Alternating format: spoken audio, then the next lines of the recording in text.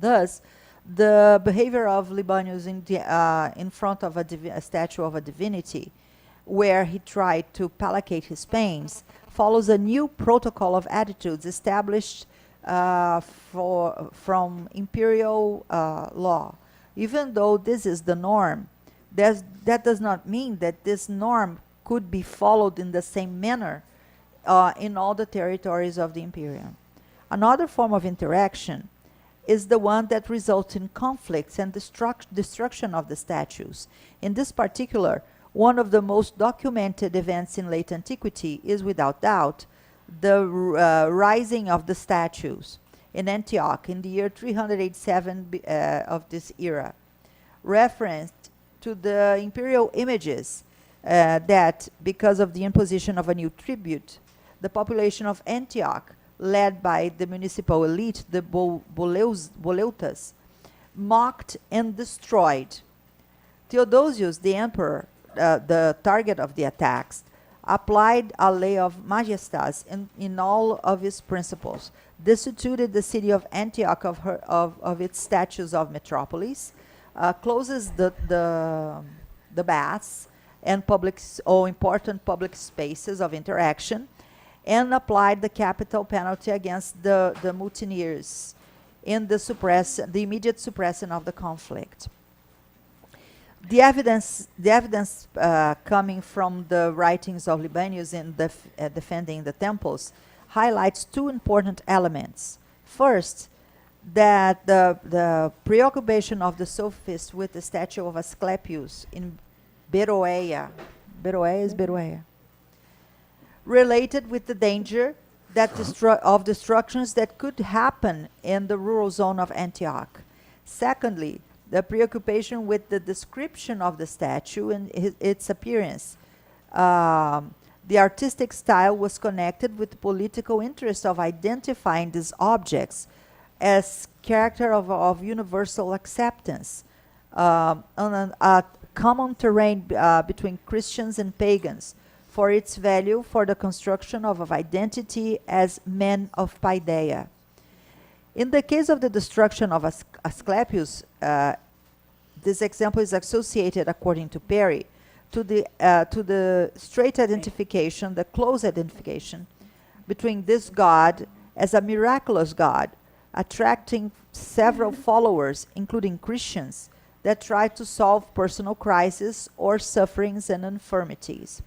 In this sense, the destruction of the statues of gods, heroes, and personifications is related with a space of dispute, the rural zone, as an important zone of Christian acting, and with the appearance of the statue that could evoke representations and virtues imagined from important personalities of Christian history, and therefore would also attract groups of Christians that would give cult to it in a clear movement of transgression of religious frontiers that would put in check Christian identity as seen by the so-called church fathers. The statues of gods, heroes, and personifications in a religious context would be dangerous, and therefore would be necessary a strategy of desacralization and preservation of the monuments in a pagan perspective, or a preservation with a pedagogical end on a Christian's point of view. The rituals of divine and imperial cult needed the presence of some mechanisms and ornaments. All this contributes to create a scene of contact with the divine and the celestial world. The presence of the altar against the imperial images is conceived in a Christian perspective with something that would represent the recognition of great acts and not connected with the offering of sacrifices. Even though there might be also the possibility that emperors were subject to cult with sacrifices, as we can see from the statues of Constantine. And the imperial statues were aggregated or put together with an altar, like the mosaic of Iactico that we've seen.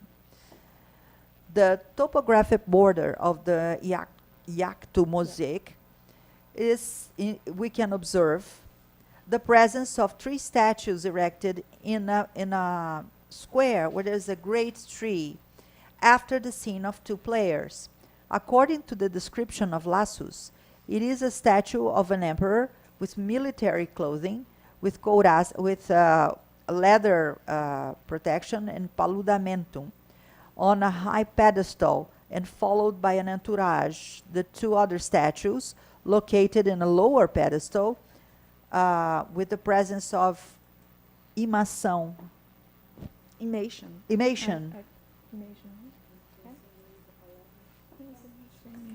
Signs of authority that could be representations of high rank functionaries or officers. In Antioch, according to textual evidence, John Malalas, Libânio, John Chrysostom, the imperial statues were located in the interior of the city, away, it seems, from spaces like mountains and elevated regions. In these spaces, there are 2 marked relevance extracted from the Chronicle of John Malalas, referring to the statue of Medea in Mount Silpio and one of Orestes from Greek mythology, son of Clytemnestra, put in a space facing Mount Amanus, according to Katherine Saliu. And thus, it indicates that these would be spaces also of disposition of divine statues of heroes and mythological figures. In material culture, another space is presented to us of the villa, the domestic space, residential space. And contrary to what we have, what has been proposed, with desacralization in favor of a comprehension of this group of sculptures as art, we argue that the statues of gods, heroes, and personifications in Antioch, at least, still play an important role in a system of Roman beliefs in late antiquity. New strategies were created showing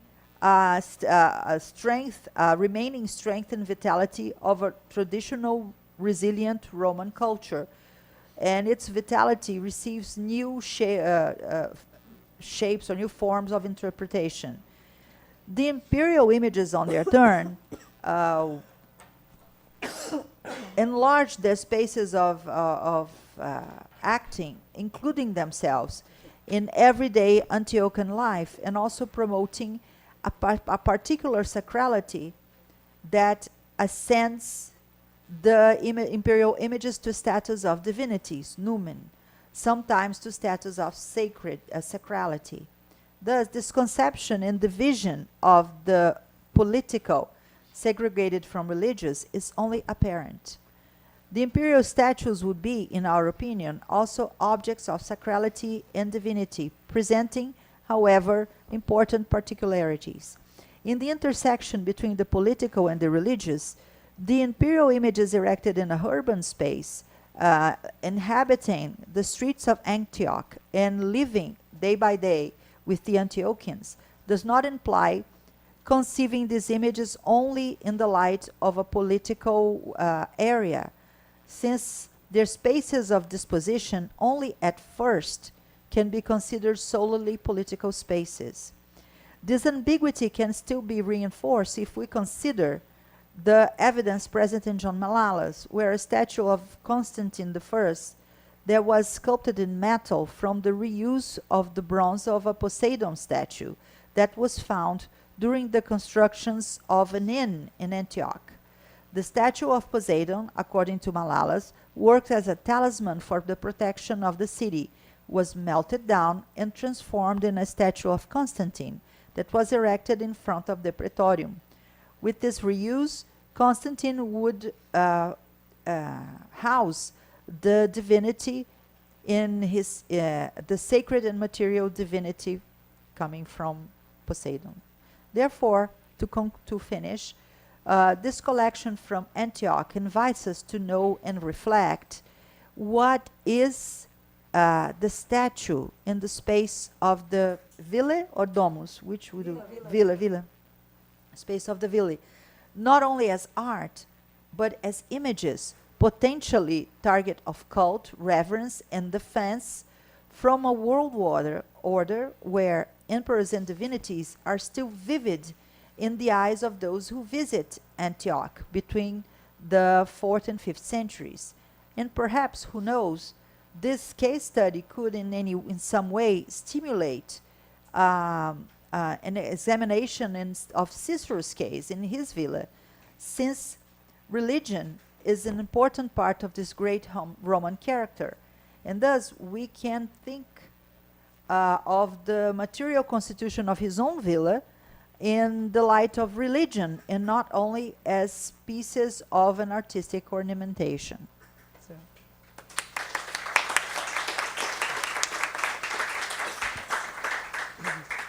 Obrigada, Érica. Obrigada, Su. Eu abro, então, para questões. Regina?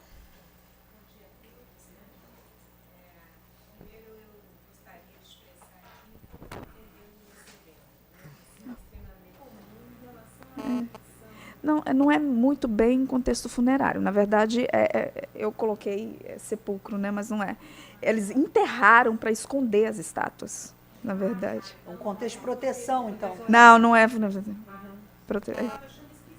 Eu botei sepulcro, mas não. É porque eu não achei a palavra específica para. Mas não é em contexto funerário, não. Eu vou ter que mudar. Eu agradeço, Érica, muito obrigada. E Su. E para a gente ir adiante, Federico, por favor. Obrigada, Érica. Eu corri um pouco para a gente, por causa da hora, tá? A gente tem o horário, mas...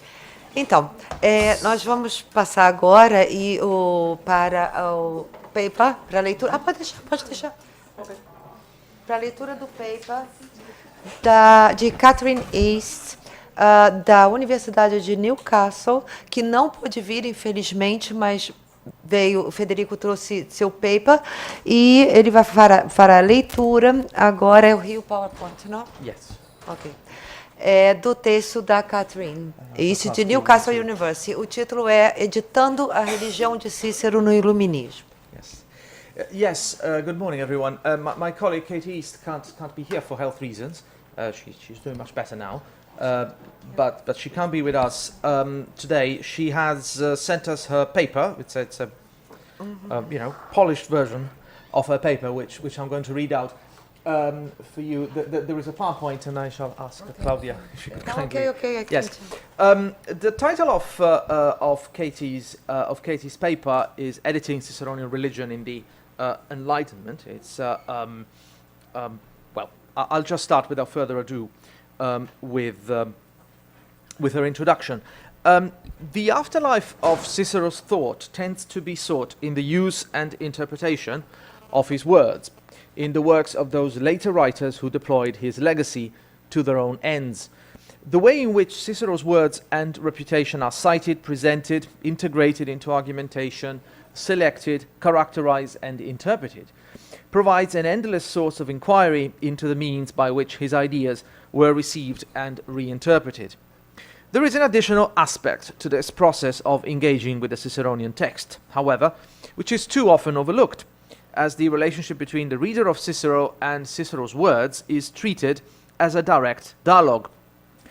In fact, there is a fundamentally important interpretative stage between the ancient author and his reader, i.e. the transmission of the text.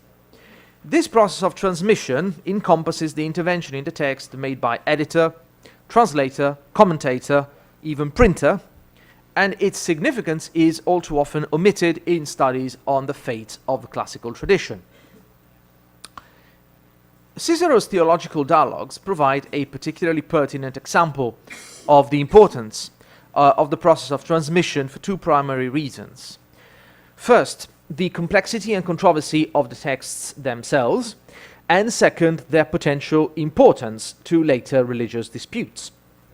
My own research, which I'm currently carrying out at Newcastle under a Leverhulme Early Career Fellowship, is currently examining the combined process of the transmission and reception of Cicero's theological works in early modern England, in particular the early Enlightenment period of the late 17th and early 18th centuries. During this period, Cicero's De Natura Deorum and De Divinatione were invoked in debates centered on the respective arguments for natural and revealed religion, which involved questions of providence, cosmology, the appropriate application of reason to questions of religion, the possibility of prophecies and miracles, the role and necessity of priests, the relationship between church and state, and more. Located in Cicero's works were arguments which could be recruited to serve those arguing both sides of these debates, the ability to claim an authoritative reading of these works, and to locate Cicero's true voice within them, became a central feature of the reception of Ciceronian religion in Enlightenment England. This paper seeks to use this controversy to illustrate how the debates among theologians and philosophers reading Cicero's dialogues were reflected in, perhaps even shaped by, the transmission of those texts. Selectivity is a necessity here, so one facet of these particular Ciceronian texts will be examined, namely the concluding paragraph of Cicero's De Natura Deorum. This point in the text was inevitably a focus of discussion among his readers and rarely passed without comment among the scholars tasked with editing or translating the text.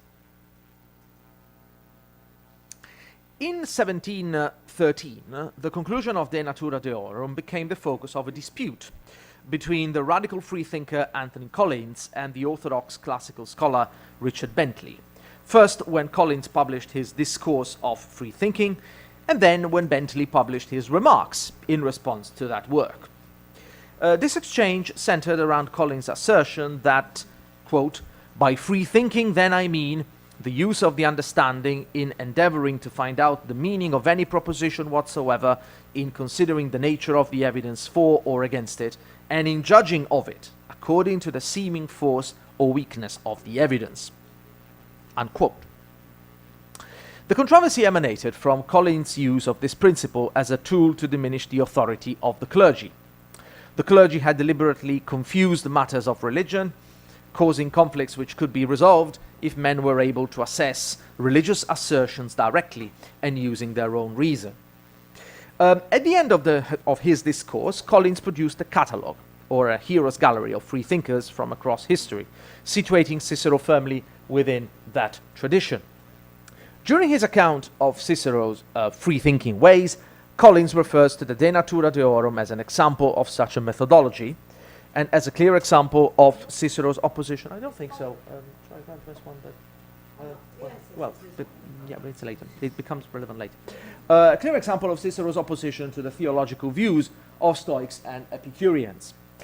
I'm quoting again from Collins. Whereas Cicero himself is so far from approving what he makes the Stoic and Epicurean speak, that he does in his Discourse of the Nature of the Gods endeavor to confute all their arguments under the person of an academic, of which sect he everywhere professes himself, and in his Discourse of Divination buffers all these Stoical arguments for superstition openly under his own name. Unquote. Here Collins is referring to the structure of the De Natura Deorum and the confusion its structure incited.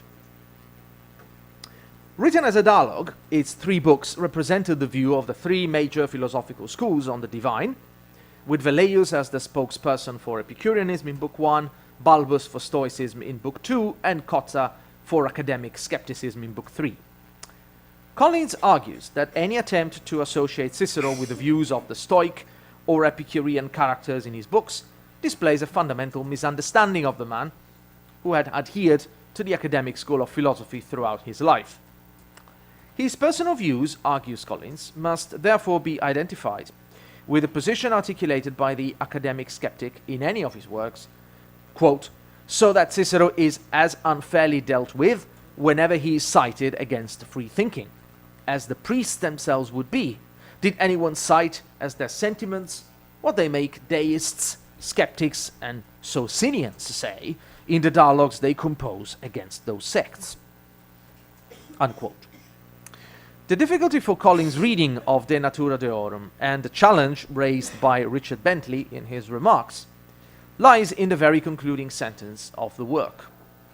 At this point in the dialogue, Cicero reappears under his own name, having participated in the discussion primarily as the audience for Velleius, Balbus, and Cotter's exchange of views.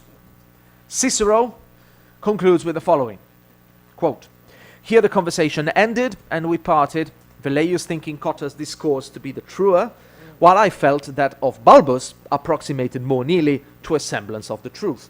Unquote. Surely this amount to Cicero's explicit support for the Stoic position on the nature of the gods? Bentley certainly takes it to be so. Quote, "When Cicero says above that the Stoical doctrine of providence seemed to him more probable, if we take it outright, it carries the same importance as when a Stoic says it's certain and demonstrable. For, as I remarked before, the law, the badge, the characteristic of his sect allowed him to affirm no stronger than that. He durst not have spoken more peremptorily about a proposition of Euclid or what he saw with his own eyes. His probable had the same influence on his belief, the same force on his life and conduct as the others certain had on theirs." Unquote.